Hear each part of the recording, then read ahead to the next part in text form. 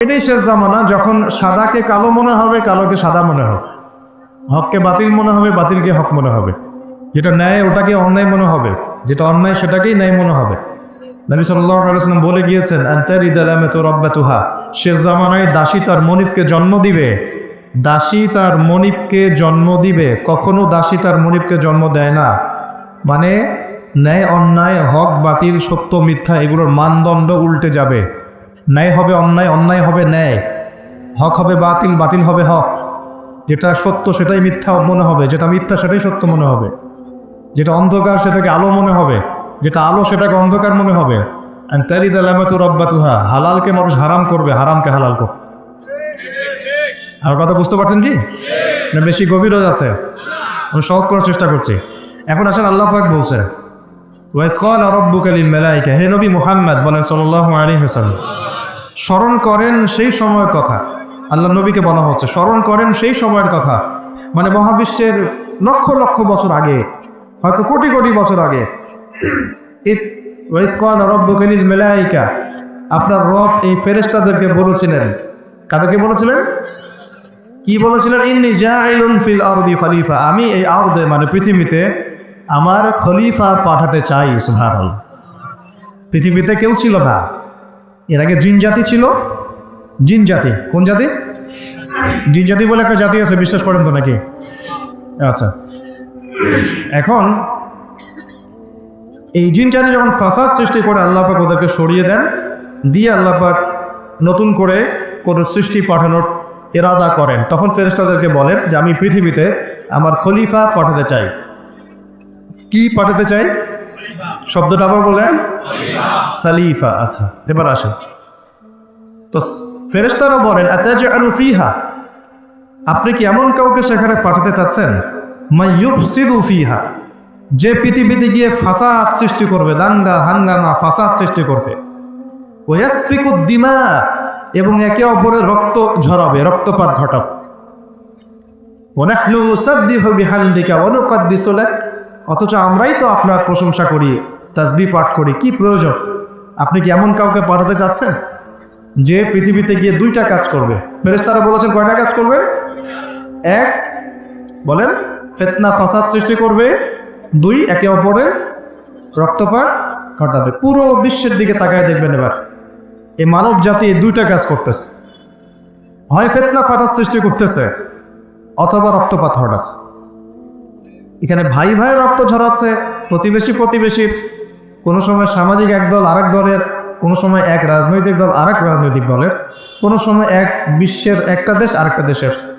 পুরো বিশ্বের ছোট থেকে বড় যে স্তরে আপনি উঠবেন দেখবেন রক্তপাত রক্তপাত রক্তপাত। নবীজি বলে গিয়েছিলেন শেষ জামানায় এই রক্তপাতটা প্রচুর বাড়বে, এত বাড়বে যে হত্যাকারী জানবে না কেন তাকে মারলাম, আর নিহত ব্যক্তিও বুঝবে না কেন আমি মরলাম। সুবহানাল্লাহ, চিন্তা করতে পারেন? যারা জানে না যে কেন তাকে, আর যারা মারছে ওরাও জানে না কি কারণে মারছে, কি অপরাধ ওদের। ইয়েমেনের বাচ্চারা জানে না কেন সে করলো, আর যে ফেললো সেও জানে না কি জন্য ফেললাম। আপনারা রাস্তায় গন্ডগোল করতে যান অনেক সময়, যে বের হয় সেও জানে না কেন, কিসের উদ্দেশ্যে লড়ছি, আর যে মারে সেও জানে না কি জন্য ভাইকে মারলাম। এটা শেষ জামানা। হত্যাকারী ব্যক্তি জানবে না যে কেন আমি হত্যা করছি, মাকতুল জানবে না যে কেন আমি মরলাম। শেষ জামানা হারাজ বাড়বে, হারাজ হারাজ হারাজ। নবীজি বলছেন হারাজ বাড়বে, সাহাবীরা বলছেন হারাজ কি ইয়া রাসূলুল্লাহ? নবীজি বলছেন যে মানে অস্বাভাবিক হারে হত্যাকাণ্ড বাড়তে থাকে। আমি পরিসংখ্যান দিয়ে দিই আপনাকে দুইটা। শুধু প্রথম বিশ্বযুদ্ধেই এই 4-5 বছরের মধ্যে প্রায় 1.5 থেকে 2 কোটি মানুষ মারা গেছে। কত কোটি? আর আরো বেশি, অনেকে বলেন 2.5 কোটি 3 কোটি, আমি একটা মিনিমাম রেঞ্জ বললাম। আর দ্বিতীয় বিশ্বযুদ্ধে মারা গেছে প্রায় 6 থেকে 7 কোটি। 6 থেকে 7 কোটি। শুধু আমেরিকার একটা পারমাণবিক বোমা যেটা জাপানে পড়েছে হিরোশিমায়, ওতেই লক্ষ লক্ষ লোক মারা গেছে। এখন পর্যন্ত ওদের যে বংশ পরম্পরা, ওই যে পারমাণবিক বোমার যে প্রভাব, এটা এখন পর্যন্ত আছে। নাগাসাকিতে যেটা পড়েছে দ্বিতীয় বোমা, ওটার নাম ছিল ফ্যাটম্যান, আর প্রথমটার নাম ছিল লিটল বয়। এইগুলো অনেক আগের বোম। আর এখনকার পারমাণবিক বোমগুলো কত শক্তিশালী এটা বলার অপেক্ষা রাখে না। একটা পুরো দেশকে এক মুহূর্তে উড়াই দিতে পারে। বাংলাদেশের মতো একটা ছোট্ট দেশ, এরকম ছোট্ট একটা দেশকে একটা বোমা দিয়ে উড়িয়ে দেওয়া সম্ভব। ইংল্যান্ডের মতো একটা দেশকে একটা রাশিয়ান হাইপারসনিক ক্ষেপণাস্ত্র দিয়ে উড়িয়ে দেওয়া সম্ভব। আর এখনকার সমরবিদ্যা নিয়ে যারা ঘাটাঘাটি করেন তারা এটা আশঙ্কা করছেন যে প্রথম বিশ্বযুদ্ধের মতো, দ্বিতীয় বিশ্বযুদ্ধের মতো আরও একটা তৃতীয় বিশ্বযুদ্ধ হয়তোবা বিশ্ববাসী দেখতে যাচ্ছে। হয়তোবা, আল্লাহ ভালো জানেন, আমরা তো গ্যারান্টি দিয়ে বলতে পারবো না, কিন্তু পরিস্থিতি ওরকমই মনে হচ্ছে। তবে এতটুকু জেনে রাখেন, হাদিসের মধ্যে মালহামা নাম একটা শব্দ আছে। কি শব্দ?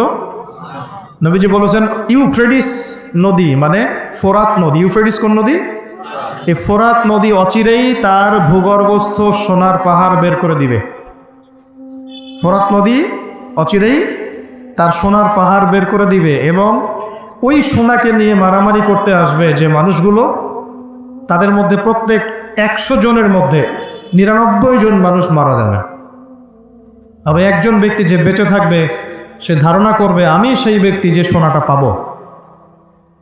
আর মুসলিমদেরকে নবীজি বলছেন তোমরা যদি ওই সময় ওই জায়গায় থাকো, কোনো মুসলমান যদি সেটা দেখে, তোমরা সেই সোনায় হাতও দিবে না। আরেকটা হাদিস এসেছে যে অচিরেই রোমকরা, পশ্চিমারা আরবদের সাথে চুক্তি ভঙ্গ করবে এবং 80টা পতাকা নিয়ে তাদের বিরুদ্ধে যুদ্ধে নেমে যাবে। কয়টা পতাকা? 80টা। এবং প্রত্যেক পতাকার নিচে থাকবে 12,000 করে সৈন্য। কত হাজার? একটা যুদ্ধে এত বেশি 99% মানুষ মারা যাওয়াটা স্বাভাবিক না, এটা অস্বাভাবিক। ঢাল তলোয়ার AK-47 যুদ্ধে এমনটা হবে না বা হয় না। হয়তো এমন কোনো অস্ত্র সেখানে প্রয়োগ করা হতে পারে, এটা আমাদের ধারণা, আল্লাহ ভালো জানেন, যেই অস্ত্রগুলো দিয়ে অল্প সময়ে বেশি বেশি মানুষ মেরে ফেলা সম্ভব। ঠিক যেমন এখনকার নিউক্লিয়ার ওয়েপেন্স বা থার্মোনিউক্লিয়ার ওয়েপেন্স হতে পারে, আল্লাহ ভালো জানেন। তো বিশ্ববাসী এরকম একটা মালহামা দেখার অপেক্ষায় আছে। এই মালহামার পরেই আসবেন ইমামুল মাহদি। ইমামুল মাহদির পরে আসবে ঈসা ইবনে মারিয়াম। ঈসা ইবনে মারিয়ামের পরে আসছে ইসলামিক খেলাফত। ওই খেলাফত থেকে খলিফা এই শব্দটা নিয়ে কথা বলছি এখন। আমি আবু বকর সিদ্দিকে ছিলাম রাদিয়াল্লাহু আনহু। ফেরেশতারা বলছেন আপনি কি এমন কাউকে পৃথিবীতে পাঠাতে চান গিয়ে রক্তপাত ঘটাবে অথবা ফাসাদ সৃষ্টি করবে? যেটা বললাম এখনকার বিশ্বে দুটোই আমাদের কাজ। তো আল্লাহ পাক বলছেন ইন্নী আ'লামু মা লা তা'লামুন, ইন্নী আ'লামু মা লা তা'লামুন, দেখো আমি যা জানি তোমরা সেটা জানো না। মানে আমার কিছু শুকরগুজার বান্দা থাকবে যারা এরকম ফিতনা ফাসাদ করবে না এবং রক্তপাতও ঘটাবে না, তাদের জন্যই আমি প্রস্তুত করেছি জান্নাতুল ফিরদাউস। সুবহানাল্লাহ। তো এখন ফেরেশতাদের মতামত আপনারা শুনলেন, আল্লাহ পাকের কথাও শুনলেন। এখন আল্লাহ রাব্বুল আলামিন তার খলিফা হিসেবে সৃষ্টি করলেন তার নিজ হাতে আদম আলাইহিস সালামকে। সুবহানাল্লাহ। প্রথম মানবকে, তিনি নবীও হলেন, তিনি প্রথম মানব এবং তিনি খলিফা। এখন আদম আলাইহিস সালামকে তার স্ত্রী সহ জান্নাতে থাকতে দেওয়া হলো। এই ঘটনা আপনারা জানেন। ইবলিস এসে প্ররোচিত করলো। তার আগে ইবলিসকে বলা হয়েছিল সেজদা করো, সবাই সেজদা করলো, ইবলিস করলো না। মনে আছে? এটা তো আপনারা জানেন। ওইদিকে আমি ওই জন্য সময় নষ্ট করছি না। ইবলিস সেজদা না করে কাফের হয়ে গেল। আর আদম আলাইহিস সালাম এবং হাওয়া আলাইহিস সালামকে জান্নাতে থাকতে দেওয়া হলো। বলা হলো যে এখানে থাকো, কিন্তু ওয়ালা তাকরাবা হাদিহিশ শাজারা, এই গাছের কাছেও যাবে না। ইবলিস ফুসলিয়ে ফাসলিয়ে তাদেরকে গাছের কাছে নিয়ে গেল। যেভাবে আমাদেরকে ফুসলিয়ে পাপের দিকে নিয়ে আসে ঠিক এভাবেই। ঠিক আছে? এখন আমাদের পিতামাতা একটা ভুল করে ফেললেন। মানুষ মাত্রই কি হবে? আমাদের পিতামাতা ভুল করে ফেললেন। এটাই তো হাদিসের ব্যাখ্যা, কুল্লু বনি আদম খাত্তা, প্রত্যেকটা বনু আদমেরই কি আছে? ভুল আছে। খায়রুল খাত্তাইন আত-তাওয়াবিন, যারা তওবা করে তারা হচ্ছে উত্তম ভুলকারী। তো আমাদের পিতা কিন্তু ভুলের উপর অটল থাকলেন না। ইবলিস যেমন তার মতে অটল থাকলো যে আমি সেজদা করি নাই তো কি হয়েছে, খালাকতানি মিন নার ওয়া খালাকতাহু মিন তিন, আমাকে সৃষ্টি করেছেন আপনি আগুন দিয়ে, ওকে সৃষ্টি করেছেন মাটি দিয়ে। এটা ইবলিসের চরিত্র। যে ভুলের উপর অটল থাকে, সংশোধন করে না, সেই ইবলিসের অনুসারী। কথা বুঝতে পারছেন? ইবলিস কি এখানে সঠিক ছিল না? নাউজুবিল্লাহ, কখনোই না। আল্লাহ পাক তাকে আদেশ করেছেন, আদম কিসের তৈরি সেটা তো দেখার দরকার নেই। আল্লাহ পাক আদেশ করেছেন, বাস তোমাকে সাজদা করতে হবে। এখন আমরা যেমন আল্লাহ পাকের আদেশের সামনে অনেক সময় এরকম দলিল উপস্থাপন করি, এটা কেন করব, এটা কেন করব, তাই না? পর্দা কেন করব, নামাজ কেন করব, যাকাত কেন দেওয়া লাগবে, এগুলি ইবলিসের চরিত্র। আর ইবলিস চ্যালেঞ্জ করলো আল্লাহকে, আল্লাহ পাক থেকে বের করে দিলেন, ফাখরুজ মিনহা ফাইন্নাকা রাজিম, এখান থেকে বের হও, তুমি অভিশপ্ত। ওয়াইন্না আলাইকা লা'নাতা ইলা ইয়াউমিদ্দিন, কিয়ামত পর্যন্ত তোমার উপর লানত, অভিশাপ। ও আবার চালাক, সে বলল যে আমাকে কিয়ামত পর্যন্ত অবকাশ দিন, আনদিরনি ইলা ইয়াউমি ইউবআসুন, আমাকে কিয়ামত পর্যন্ত অবকাশ দিন। আল্লাহ পাক বলেন ইন্নাকা মিনাল মুনদারিন, যাও তুমি অবকাশপ্রাপ্তদের অন্তর্ভুক্ত একজন, ছেড়ে দিলাম তোমাকে, কিয়ামত পর্যন্ত হায়াত দেওয়া হয়। এবার সে বলছে তামিমা রওয়াইতানি, হে আল্লাহ, যে আদমের জন্য আপনি আমাকে বের করে দিলেন, আমি চ্যালেঞ্জ করছি। এবার ইবলিসের চ্যালেঞ্জটাও মাথায় লিখে রাখেন, মাথায় লিখে রাখেন। ইবলিস বলছে ফাবিমা আগওয়াইতানি লাআকুদান্না লাহুম সিরাতাকাল মুস্তাকিম, যার জন্য আপনি আমাকে এখান থেকে বের করে দিলেন, আমি তার সরল পথে ওত পেতে বসে থাকবো। কিভাবে বসে থাকবো? ওত পেতে। সুম্মা লাআতিয়ান্নাহুম মিন বাইনি আইদিহিম ওয়া মিন খালফিহিম ওয়া আন আইমানিহিম ওয়া আন শামাইলিহিম ওয়া লা তাজিদু আকসারাহুম শাকিরিন, আমি তাদের ডান দিক থেকে আসবো, বাম দিক থেকে আসবো, সামন থেকে আসবো, পিছন থেকে আসবো, আপনি বেশিরভাগ আদম সন্তানকে শুকরগুজার পাবেন না। কে বললো এটা? ইবলিসের এই কথা সত্য না মিথ্যা বলেন তো? এখন সত্য হয় না? কিভাবে সত্য সেটা একটা হাদিস থেকে দেখেন ধরি, আমি আর গভীরে ঢুকে যাচ্ছি। কিয়ামতের মাঠে আদম আলাইহিস সালাম, এই আদম আলাইহিস সালামই যখন উঠবেন, আদম আলাইহিস সালামকে আল্লাহ পাক ডেকে বলবেন, তোমার সন্তানদের মধ্য থেকে জাহান্নামী জান্নাতি আলাদা করে দাও তো তুমি। তো আদম আলাইহিস সালাম বলবেন, ইয়া আল্লাহ, কতজন জান্নাতে, কতজন জাহান্নামে? আল্লাহ পাক বলবেন, প্রত্যেক 1000-এ 999 জনকে জাহান্নামের জন্য আলাদা করে দাও। বলেন নাউজুবিল্লাহ। এই হাদিসটা শোনার পরে সাহাবায়ে কেরাম রাদিয়াল্লাহু আনহুম খুব বিচলিত হয়ে পড়ল। তখন নবী সাল্লাল্লাহু আলাইহি ওয়াসাল্লাম আশ্বস্ত করলেন যে ওই যে 1% জান্নাতি দেখা যাচ্ছে, এগুলো উম্মতে মুহাম্মাদের মধ্যেই বেশি হবে ইনশাআল্লাহ। তবে কোন উম্মতে মুহাম্মাদি যে নামাজ পড়ে না, রোজা রাখে না, যাকাত দেয় না, শরীয়তের বিধিবিধানের কোনো পরোয়া করে না, কুরআনটা পর্যন্ত তেলাওয়াত করতে চাচ্ছে না, সেই উম্মতে মুহাম্মাদি কথা বলা হচ্ছে কি? নাকি যারা নিজেদের জান, মাল, সময়, শ্রম সব কিছু ঢেলে দিয়ে দিনের জন্য নিজেকে নিবেদিত প্রাণ করে, কাদের কথা বলা হচ্ছে? এটা আপনারা নিজেরাই বোঝেন, এটা তো আবার বোঝানোর দরকার নেই। এখন বুঝেন তাহলে পার্সেন্টেজটা কত হবে। তো ইবলিসের কথা তাহলে সত্য হলো। ইবলিস কি বললো? ওয়ালা তাজিদু আকসারহুম শাকিরিন, বেশিরভাগকে আপনি শুকরগুজার পাবেন না। আল্লাহ পাক নিজেও এই কথা বলেছেন সূরা সদের মধ্যে, ওয়া কালিলুম মিন ইবাদিয়াশ শাকুর, আমার শুকরগুজার বান্দা খুব কম হবে। অন্য একটা জায়গাতেও আছে।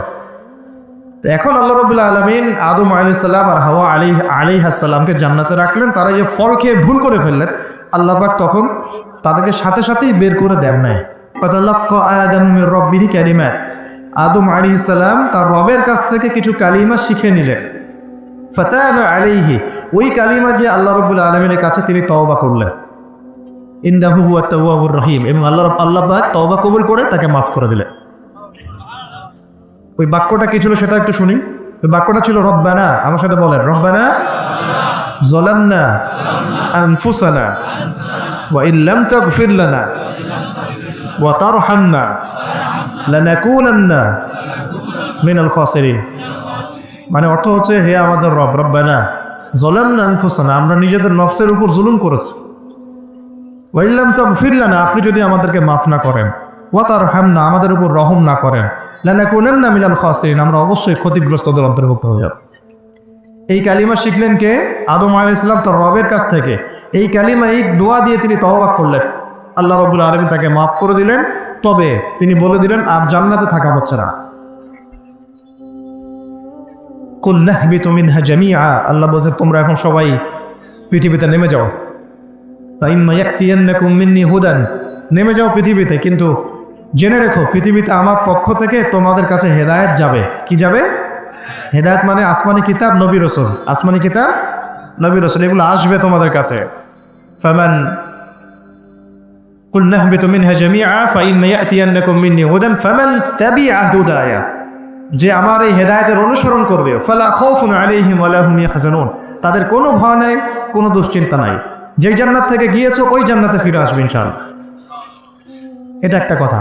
আর ওয়াল্লাযীনা কাফারু ওয়া কাযযাবু বিআয়াতিনা, কিন্তু যারাই আমার ওই হেদায়েতকে মিথ্যা প্রতিপন্ন করবে, অস্বীকার করবে, কুফরি করবে, ঠিক আছে, উলাইকা আসহাবুন নার, এরা হবে জাহান্নামের অধিবাসী, হুম ফিহা খালিদুন, এখানে তারা চিরস্থায়ী হবে। আল্লাহ পাকের বক্তব্য একদম সহজ সরল পরিষ্কার না? দুনিয়াতে যাচ্ছ যাও, এটা চিরস্থায়ী নয়। এই সময়টুকুর মধ্যেই আমার পক্ষ থেকে কি আসবে বলেন? হেদায়েত আসবে, মানে যুগে যুগে নবী রাসূল আসবেন, আসমানি কিতাব আসবে। ফামান তাবিআ হুদায়া, তোমাদের মধ্যে যারা এই নবী রাসূলদেরকে মানবে, আসমানি কিতাব সমূহকে মানবে, তাদের কোনো টেনশন নাই, কোনো ভয় নাই, আবার জান্নাতে ফিরে আসবে। আর যারা নবী রাসূলকে মানবে না, আসমানি কিতাবের পরোয়া করবে না, নিজের প্রবৃত্তির দাসত্ব করবে, উলাইকা আসহাবুন নার, তারা জাহান্নামে যাবে, সেখানে চিরস্থায়ী হবে। হিসাব কি সহজ না কঠিন? একদম সহজ কথা আল্লাহ পাকের। এবার এই যে সিলসিলা শুরু হলো পৃথিবীতে, এখন আদম আলাইহিস সালামকে আল্লাহ পাক কি বলেছেন, কি শব্দটা বলেছিলাম? খলিফা। এবার আদম আলাইহিস সালাম পৃথিবীতে এসে কি আবারও নতুন করে কোনো ভুল করেছিলেন? বলেন তো দেখি। উত্তর না, করেন নাই। মানে কান্নাকাটি করতে করতেই বছরের পর বছর চলে গেছে, শুধু কাঁদতে কাঁদতেই বছরের পর বছর চলে গেছে। পরবর্তী ভুল যেটা আমরা দেখি সেটা হলো হাবিল আর কাবিলের ভুল। কাবিল তার ভাই হাবিলকে হত্যা করেছে, তাই না? হিংসার বশবর্তী হয়ে। ওই যে এখনো দেখবেন আমাদের সমাজে যে ভাইয়ে ভাইয়ে মারামারি, এটা সেই হাবিল কাবিলের সুন্নাত। এখানে আমরা কাবিল হব না, হলে হাবিল হব। প্রয়োজনে হাবিল হয়ে থাকবো, তাও কাবিল হতে চায় না। কারণ নবী সাল্লাল্লাহু আলাইহি ওয়াসাল্লাম বলেছেন, পৃথিবীতে প্রথম হত্যাকাণ্ড সংঘটিত করেছে কাবিল। ভালো করে শোনেন, যারা এই পথে আছেন ভালো করে শোনেন, পৃথিবীতে প্রথম হত্যাকাণ্ড সংঘটিত করেছে কাবিল। এ কারণেই কিয়ামত পর্যন্ত যত মানুষ খুন হবে, খুন, এ সমস্ত খুনের পাপের একটা অংশ কাবিলের আমলনামায় গিয়ে যুক্ত হবে। মনে করায় দেই, কাবিল একজন নবীর সন্তান। কার সন্তান? নবীর সন্তান। লূত আলাইহিস সালামের স্ত্রী একজন নবীর স্ত্রী। নূহ আলাইহিস সালামের স্ত্রী একজন নবীর স্ত্রী। আবু লাহাব সর্বকালের সর্বশ্রেষ্ঠ মানব মুহাম্মদ সাল্লাল্লাহু আলাইহি ওয়াসাল্লামের চাচা। আবার ফেরাউনের ওই স্ত্রী, তার নাম, দাসীর নাম কি? আসিয়া। তাহলে আমাদের বংশ, আমাদের রং, আমাদের জাতীয়তা, আমাদের অর্থ সম্পদ, আমাদের টাকা পয়সা, আমাদের স্ট্যাটাস, আমাদের ভাষা, আমাদের এই গোত্রীয় বিভাজন, এগুলো আমাদেরকে আল্লাহ পাকের আযাব থেকে বাঁচাতে পারবে না, যদি না আমরা আল্লাহ পাকের হুকুম আহকাম মেনে চলি। একজন নবীর ছেলে কোথায় যাচ্ছে? একজন নবীর স্ত্রী কোথায় যাচ্ছে? লূত আলাইহিস সালামের স্ত্রী কোথায় যাচ্ছে? আবু জাহেল কি আল্লাহ নবী সাল্লাল্লাহু আলাইহি ওয়াসাল্লামের চাচা ছিল না? আবু লাহাব কি চাচা ছিল না? তাহলে কিসের অহংকার, কিসের অহংকার, কিসের ফুটানি, কিসের গর্ব? শুধু তাকওয়াই পারবে আমাদেরকে সেভ করতে, আর কিচ্ছু না। অনেক গভীর হয়ে যাবে, বের হয়ে আসে। আদম আলাইহিস সালাম তার জীবদ্দশায় আল্লাহ পাকের জমিনে যতদিন থেকেছেন, তিনি কি আল্লাহর বিধান মেনেছেন না শয়তানের বিধান মেনেছেন? তার উপর আল্লাহ পাক কিছু নাজিল করেন নাই? সহিফা নাজিল করেছেন, অবশ্যই করেছেন না? এমনকি কিভাবে কাপড় পরিধান করতে হবে, কিভাবে চাষবাস করতে হবে, কিভাবে এই পৃথিবীতে বেঁচে থাকতে হবে, এগুলো আল্লাহ রাব্বুল আলামিন জিবরাইল আলাইহিস সালামের মারফতে শিখিয়েছেন। মানুষ কাপড় পরা জানতো না, কে শিখিয়েছে? আল্লাহ পাক। আল্লাহ পাক পোশাক নাজিল করেছে। শুরুতে মানুষ গাছের ছালপাতা পরে থাকতো না, এগুলো মিথ্যা কথা। আল্লাহ রাব্বুল আলামিন আসমান থেকে পোশাক নাজিল করেছেন প্রথম। জিবরাইল আলাইহিস সালাম শিখিয়েছেন কিভাবে সুতা বুনতে হয়, কিভাবে জমি চাষ করতে হয়, কোন কোন গাছ উপকারী, কোন কোন গাছ উপকারী নয়, কোনটা আমরা খেতে পারবো, কোনটা খেতে পারবো না, কোন প্রাণী আমাদের জন্য খাওয়া ভালো হবে, কোনটা খাওয়া ঠিক হবে না, আল্লাহ পাক ওহীর মাধ্যমে জানিয়েছেন। এগুলো আমরা জানতাম না।